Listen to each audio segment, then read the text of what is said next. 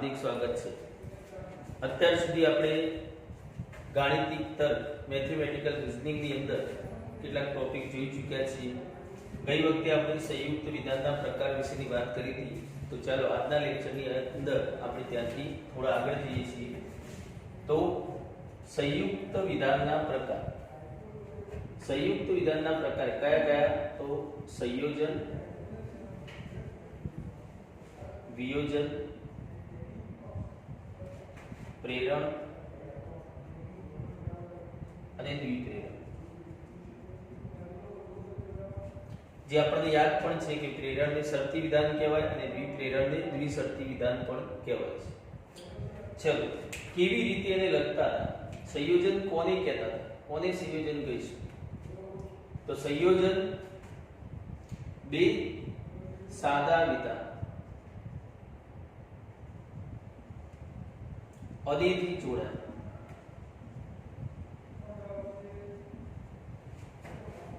તે વિધાનને સંયોજન કહે છે। શાનાથી જોડાય? અનેથી જોડાય તેને આપણે શું કહીએ? સંયોજન, સંયોજન કહીએ છીએ।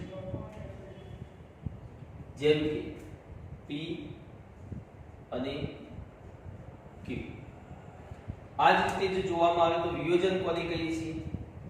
તો વિયોજન બે સાદા વિધાન, બે સાદા વિધાન અથવા અથવાથી જોડાય તો તે વિધાનને વિયોજન કહે છે। અથવાથી જોડાય તો એને શું કહીએ છીએ? વિયોજન। જેમ કે P અથવા Q। આ જ રીતે પ્રેરણ કોને કહીએ છીએ, એટલે કે શરતી વિધાન કોને કહીએ છીએ? તો બે સાદા વિધાન, બે સાદા વિધાન જો તોથી જોડાય તો તે વિધાનને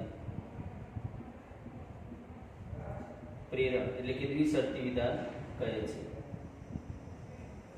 શું કહીએ છીએ? પ્રેરણ એટલે કે દ્વિશરતી વિધાન। જેમ કે જો P તો Q।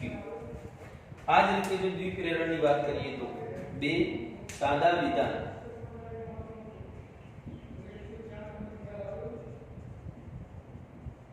જો તો અને તો જ થી જોડાય તો તે વિધાનને દ્વિપ્રેરણ, દ્વિપ્રેરણ કહે છે, દ્વિપ્રેરણ કહે છે। એટલે કે જો P તો અને તો જ Q। ચલો, તો આ વસ્તુ આપણે યાદ રાખીશું કે સંયુક્ત વિધાનના ચાર પ્રકાર છે: સંયોજન, વિયોજન, પ્રેરણ અને દ્વિપ્રેરણ। તો સંયોજન કોને કહીએ? તો અનેથી જોડાય। શાનાથી જોડાય? અનેથી જોડાય, અનેથી જોડાય તો તેને સંયોજન। અથવાથી જોડાય તેને વિયોજન। જો તોથી જોડાય તેને પ્રેરણ અને જો તો અને તોથી જોડાય તેને દ્વિપ્રેરણ કહે છે। હવે આ જે સાદા વિધાનો છે જે જોડાય અને સંયુક્ત વિધાન બનાવે છે, તે વિધાનોને, જે વિધાનો તાર્કિક કારકોથી જોડાય સંયુક્ત વિધાન બનાવે છે, તે વિધાનોને ઘટક વિધાન, ઘટક વિધાન પણ કહે છે। શું કહેવામાં આવે છે? ઘટક વિધાનો કહેવામાં આવે છે, ઘટક વિધાનો કહેવામાં આવે છે. ઓકે, ચલ હવે જોઈએ તો આ ચેપ્ટર ની અંદર આપણે મેથેમેટિકલ મતલબ સાંકેતિક ભાષામાં વાત કરીએ છીએ. મતલબ આ દરેકે દરેક સંયુક્ત વિધાનને કોણ સંકેતમાં આપણે લખી શકીએ, જેમ કે p અને q, p અને q. તો p અને q વંચાશે પણ આ રીતે p અને q અથવા તો p સંયોજન q, અથવા તો ઇંગ્લિશમાં આપણે કહી શકીએ p and q, અથવા તો p conjunction of q. પણ આપણા માટે અનુકૂળ રહેશે કે p સંયોજન q, p સંયોજન q, જેથી એનું નામ પણ આપણને યાદ રહેશે, p સંયોજન q. એટલે આપણે હવે બોલીશું p સંયોજન q. તો એ જ રીતે વિયોજનનો સંકેત છે p વિયોજન q, ઊંધો v છે, આ ઉલટો v છે. ચલ એ જ રીતે પ્રેરણનો સંકેત છે p implies q, p implies q. એને કોમ્પિટિટિવ મતલબ આપણે જાણીએ છીએ JEE કે જે એ બધામાં કેટલીક વખતે આ પણ સંકેત આવે છે, p implies q, single arrow. એટલે બંને સંકેતો એ પ્રેરણના છે. દ્વિપ્રેરક તો p ડબલ implies q, અથવા તો એને પણ સિંગલ એરોથી આપણે બતાવી શકીએ p implies q. તો આ એના સંકેતો છે જે આપણે ખાસ યાદ રાખીશું. p સંયોજન q, p વિયોજન q, p implies q, અથવા તો single arrow p implies q, p double implies q, અથવા તો p double implies q, single arrow. Okay, તો આટલું આપણે યાદ રાખીશું. ચાલો હવે જોઈએ એથી આગળ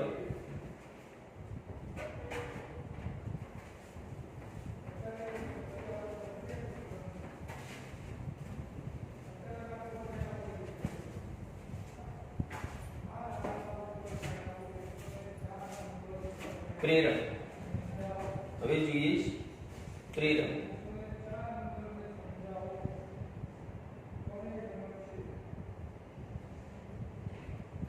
તો પ્રેરણની વાત કરીએ તો પહેલી તો જો p તો q, જો p તો q. અહીંયા ઘટક વિધાનો કેટલા છે? ઘટક વિધાનો કેટલા છે? તો બે, એક p અને એક q. 10મા ધોરણ સુધી તમે ભણેલા છો તેની અંદર તમે જાણતા હતા કે શરતી વિધાન એટલે કે પ્રમેય. પ્રમેયમાં શું કહેતા? જો તોની વચ્ચે હોય એને પક્ષ કહેતા, અને તો પછીના ઘટક વિધાનને શું કહેતા? સાધ્ય. અહીંયા આપણા માટે શરતો મહત્વની છે, તો આપણે શરતોથી ઓળખીશું. એટલે કે જો તો ની વચ્ચે જે પક્ષ હોય છે એ પક્ષ સાબિત કરવાનું હોતું નથી, એ આપણી પાસે હોય છે, એનો મતલબ આપણે એનાથી પરિપૂર્ણ છીએ, અને એટલા માટે શરતને કહીએ છીએ પર્યાપ્ત શરત. શું કહીએ છીએ? પર્યાપ્ત શરત. કેટલીક વખતે પરીક્ષામાં પ્રશ્ન પૂછાતો હોય છે કે પ્રેરણ આપેલું હોય એમાંથી પર્યાપ્ત શરત લખો, તો આપણને ખ્યાલ હોવો જોઈએ કે જો અને તો ની વચ્ચે જે કોઈ બી ઘટક વિધાન છે એ ઘટક વિધાનને આપણે શું કહીએ છીએ? પર્યાપ્ત શરત. આ જ રીતે તો પછીનું જે ઘટક વિધાન છે એ સાબિત કરવાનું હોય. સાબિત કરવું મતલબ જેની આપણે આવશ્યકતા છે, એટલા માટે એને આપણે કહીએ છીએ આવશ્યક શરત. તો કોઈ પણ શરત લખવાની કહી હોય તો આપણને ખ્યાલ આવવો જોઈએ. તો હવે યાદ રહેશે, જો તોની વચ્ચે હશે પર્યાપ્ત શરત, અને તો પછી હશે તે આવશ્યક શરત. કેટલીક વાર એક્ઝામની અંદર પદ માટેનો પ્રશ્ન પૂછે છે. પદ કે આ પર્યાપ્ત શરત છે, ને કયું પદ કહેવાય? તો પૂર્વ પદ કહેવાય, પૂર્વ પદ. અને આવશ્યક શરતને ઉત્તર પદ કહેવાય, ઉત્તર પદ. કેટલી વખતે એક્ઝામમાં પદ લખવાનો પ્રશ્ન હોય તો આપણે પૂર્વ પદ, ઉત્તર પદ. આને યાદ રાખવા માટે એક શોર્ટ કી છે જે આપણે લખી લઈશું. આપું તો પાવું. શું? આપું તો પાવું. એનો મતલબ છે આ એટલે આગળનું, આ એટલે આગળનું પૂર્વ પદ, અને પા એટલે પાછળનું ઉત્તર પદ. તો આપણે નોટ યાદ રાખીશું, આપું તો પાવું. તો દરેકને ખ્યાલ આવી ગયો છે. જો p તો q, એમાં જોતોની વચ્ચે જેને આપણે પર્યાપ્ત શરત, તો પછીનું આવશ્યક શરત, પદ તરીકે કહીએ તો આપૃતો ભાવ એટલે કે આગળનું જે છે એ પૂર્વ પદ અને પાછળનું છે તે ઉત્તર પદ. ચલો આગળ જોઈએ.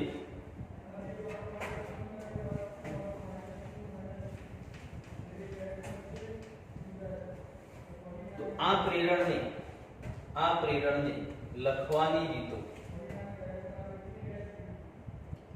પ્રેરણને લખવાની રીતો આ ખૂબ અગત્યની છે. ઘણી વખતે JEE માં પ્રેરણ જ લખેલું હોય પણ જો એ પ્રેરણને આપણે સમજી ન શકીએ તો એ પ્રશ્નનો આન્સર આપણે આપી શકતા નથી. JEE ને થોડું ચેન્જિંગ કરીને તો પૂછે. હવે એ ચેન્જિંગ ગમે તેવું કરે, આપણે ધ્યાન એ રાખવાનું છે કે એ ગમે તેવું ચેન્જિંગ કરે આપણને ખબર હોવી જોઈએ. તો આપણે ધ્યાન રાખીશું કે પ્રેરણને કેટલી રીતે લખી શકાય. તો પ્રેરણને 5 રીતે લખી શકાય. કેટલી રીતે? 5. 1 2 3 4 અને 5. તો કઈ 5 રીત છે? તો એની મુખ્ય જે આપણે ઓળખીએ છીએ, જો પી તો ક્યુ, જો પી તો ક્યુ. હવે એ સિવાય કેટલી રીતે લખી શકાય? તો આપણે જાણીએ છીએ, હમણાં જ શીખી ગયા કે જો અને તોની વચ્ચે જે શરત છે એ કઈ શરત છે? આવશ્યક કે પર્યાપ્ત? તો પર્યાપ્ત શરત. તો પછીની જે છે તે આવશ્યક શરત. તો Q એ P માટે આવશ્યક શરત છે અને P એ Q માટે પર્યાપ્ત શરત છે. બંને શરતો એકબીજા સાથે રિલેશનમાં છે. P એ Q ની આવશ્યક કે પર્યાપ્ત. P એ Q ની પર્યાપ્ત અને Q એ P ની આવશ્યક. તો આપણે એવું લખી શકીએ કે Q એ P માટે આવશ્યક શરત છે. તો આ પ્રમાણે લખેલું હોય Q એ P માટે આવશ્યક શરત છે તો આપણને ખબર પડવી જોઈએ કે આને સંકેતમાં લખીએ શું થાય?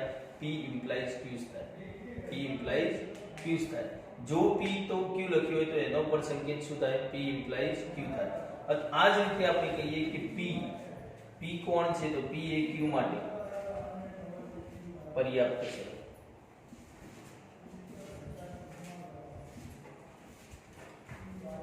તો Q એ P માટે આવશ્યક શરત, P એ Q માટે પર્યાપ્ત શરત છે. તો આ સિવાય કઈ રીતો છે? તો ઇંગ્લિશમાં આપણે જાણીએ છીએ કે જો P તો Q, જો P તો Q. અને ઇંગ્લિશમાં આપણી પરિભાષાની ઇંગ્લિશ આવી છે if P then Q. પરંતુ શોર્ટમાં બોલવું હોય તો આપણે એવું લખી શકીએ Q if P, Q if P આવું લખી શકીએ. અને એના આપણે ગુજરાતી કરી નાખીએ તો Q જો P. તો એક આ પણ મેથડ છે Q જો P, Q જો P. ચલો એ સિવાય આને આ રીતે પણ બોલી શકાય છે Q if then P.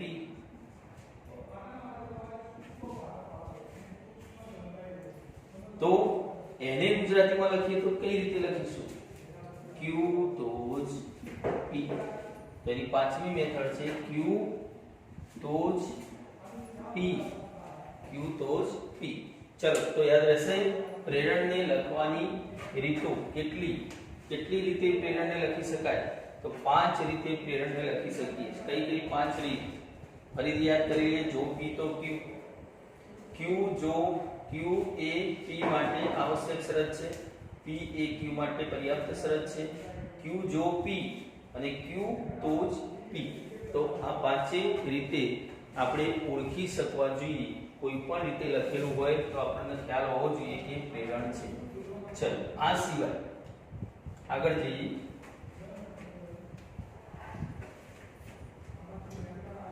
ચલો તો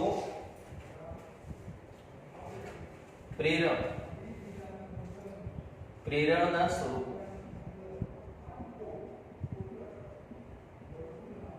પેલા લખવાની રીતો હતા, સ્વરૂપો એટલે કયા સ્વરૂપમાં એને ફેરવી શકાય, કયા સ્વરૂપમાં ફેરવી શકાય પ્રેરણને. તો પ્રેરણનું પ્રતીક, એક એનું પ્રતીક લખી શકીએ છીએ. બીજું પ્રેરણનું વિરોધી, પ્રેરણનું વિરોધી, એનું વિરોધી. આ ટોપિક એ રેગ્યુલર નો નથી, ઓન્લી માત્ર JEE મેન્સ નો છે. અગાઉ કેટલીક પરીક્ષામાં પૂછાઈ પણ ગયો છે આ ટોપિક અને પૂછાતો આવ્યો છે. ચલો, એ જ રીતે પ્રેરણનું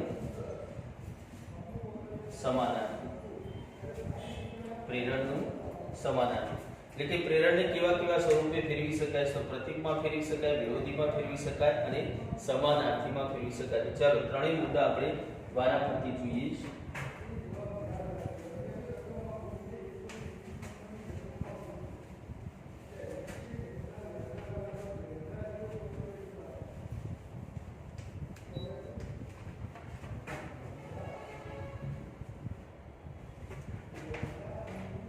ચાલો, પહેલું જોઈએ છે પ્રેરણનું પ્રતીક. પ્રેરણનું પ્રતીક. પ્રતીકને ઇંગ્લિશમાં કહીશું કન્વર્સ. પ્રતીકને ઇંગ્લિશમાં કહીશું કન્વર્સ. કોનું? ઓફ ઇમ્પ્લિકેશન અથવા તો કન્ડિશનલ statement. Conditional statement. ચલો, તો પ્રતીકને સમજવા માટે એક એક્ઝામ્પલ જોઈએ. જો 2 + 7 = 9 તો 2 × 7 = 14. આ એક પ્રેરણ આપણને આપેલ છે. નું પ્રતીક ખાલી જગ્યા, નું પ્રતીક ખાલી જગ્યા. ચલો, તો આન્સર લખું છું, પછી કહીશું કે શું ફેરફાર થયો. તો જો 2 × 7 = 14 તો 2 + 7 = 9. આન્સર થયો. શું ફેરફાર થયો? જુઓ શું ફેરફાર થયો. તો અહીં આગળ આપણે જોઈએ તો 2 + 7 = 9. કઈ શરત હતી? પર્યાપ્ત શરત. અને 2 × 7 = 14, આવશ્યક શરત. તો આની અંદર શું થયું કે આવશ્યક શરત આગળ ગઈ અને પર્યાપ્ત શરત પાછળ ગઈ. જોતો તો એમના એમ જ છે. એનો મતલબ શું થયો કે પર્યાપ્ત શરત અને આવશ્યક શરત બદલ કરતા મળતા પ્રેરણને શું કહીએ છીએ? મૂળ પ્રેરણનું પ્રતીક. તો શબ્દોમાં આપણે વાત કરીશું. આપેલ પ્રેરણમાં શરતો ની અદલા બદલી એટલે કે પર્યાપ્ત શરત ને જગ્યાએ આવશ્યક શરત અને આવશ્યક શરત ને જગ્યાએ પર્યાપ્ત શરત.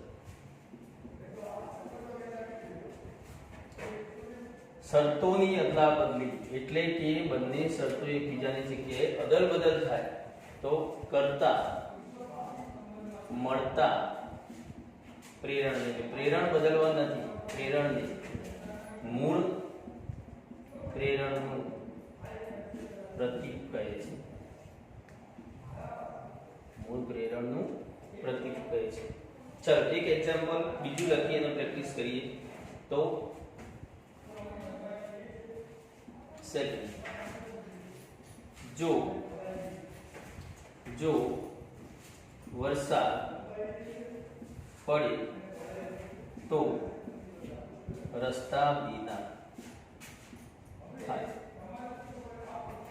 નું પ્રતીક.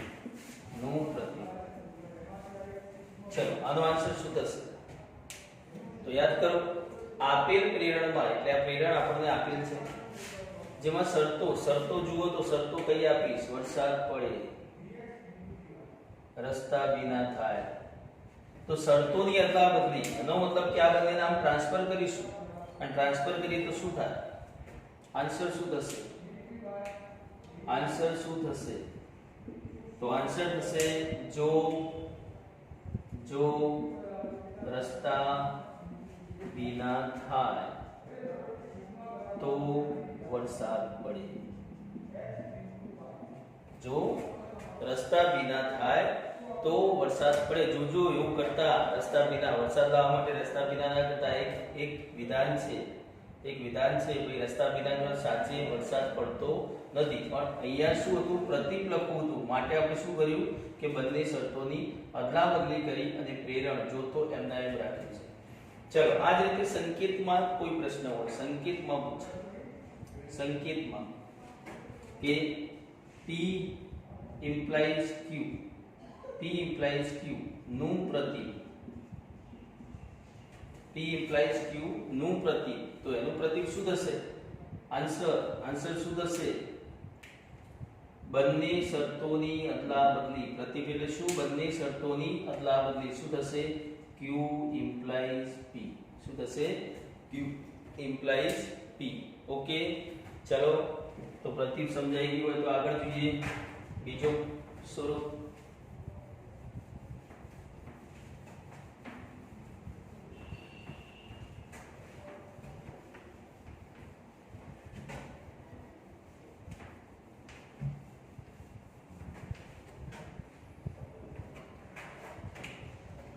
પ્રેરણનું વિરોધી. પ્રેરણનું વિરોધી. વિરોધીને ઇંગ્લિશમાં શું કહીએ? વિરોધી માટે વર્ડ છે ઇન્વર્સ. ઇન્વર્સ એટલે વિરોધી. ઇન્વર્સ ઓફ કોનું? Of implication. એટલે કે બીજા વર્ડમાં કહીએ તો કંડીશનલ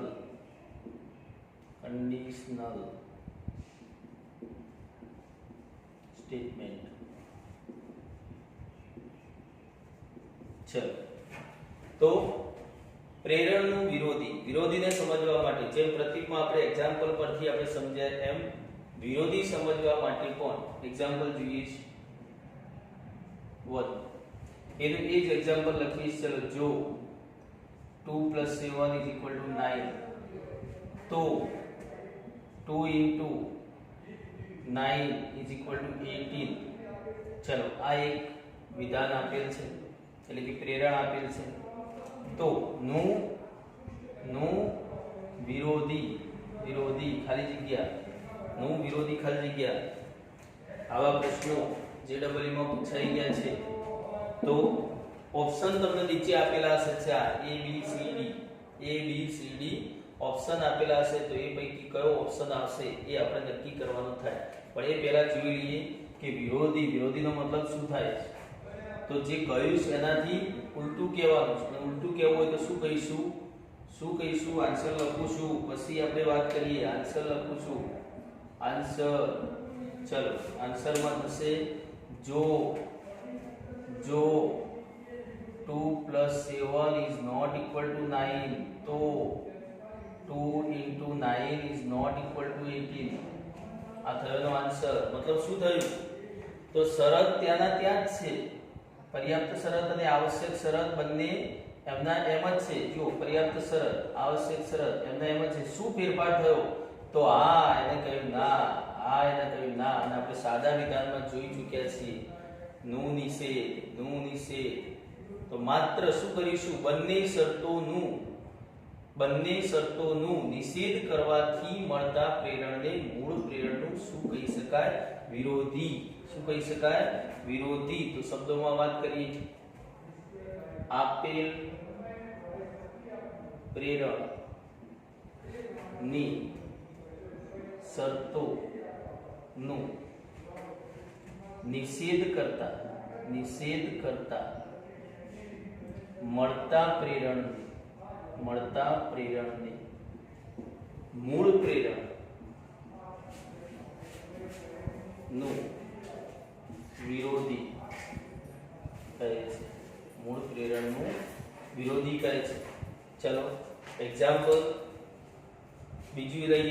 અને પ્રેક્ટિસ કરીએ. ચલો જાતે વિચારશો તમે. જો હમણાં લીધું વરસાદ પડે તો રસ્તા ભીના થાય. નું વિરોધી. ચલો નું વિરોધી શું થશે? તો આન્સર થશે કેટલા વિચારશો? તો વિરોધી યાદ કરવું પડશે કે આપેલ પ્રેરણની શરતોનું નિષેધ, અદલ બદલ નહીં, માત્ર નિષેધ કરતા મળતા પ્રેરણને શું કહીએ? વિરોધી. ચલો તો બંને શરતો કઈ છે? વરસાદ પડે, રસ્તા ભીના થાય, બંને શરતોનું નિષેધ. તો શું થશે? જો વરસાદ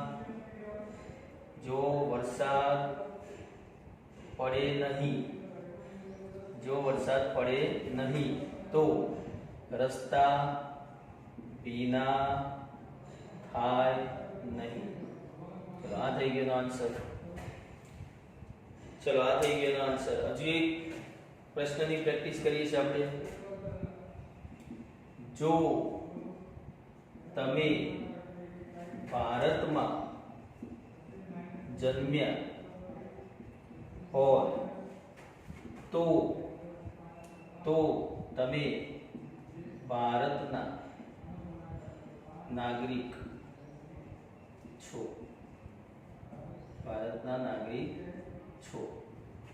નું વિરોધી. ચલો હવે આવડવું જોઈએ. નું વિરોધી શું થશે? નું વિરોધી તો શરતો અદલ બદલ કર્યા વગર માત્ર શરતોનું નિષેધ. તમે ભારતમાં જન્મ્યા હોય નહીં તો તમે ભારતના નાગરિક છો નહીં. તો શું કહીશું?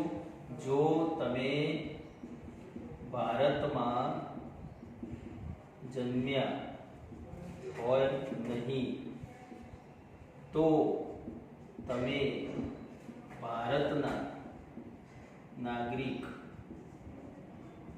છો નહીં. ચલો આન્સર થઈ ગયો. સંકેતમાં પૂછાય. P implies Q. નું વિરોધી ખાલી જગ્યા. તો શું? તો સંકેતમાં જવાબ આપીશું. આન્સર સંકેતમાં આપીશું. કેવો આપીશું?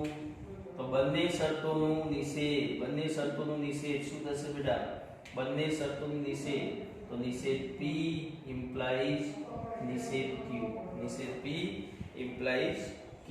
તો ચલો આજના લેક્ચરની અંદર આપણે અહીં સુધી રાખીશું. આવતા લેક્ચરની અંદર આપણે હજુ પ્રેરણનું ત્રીજું સ્વરૂપ કે સમાનાર્થી તરીકે કેવી રીતના લખી શકાય જે આવતા લેક્ચર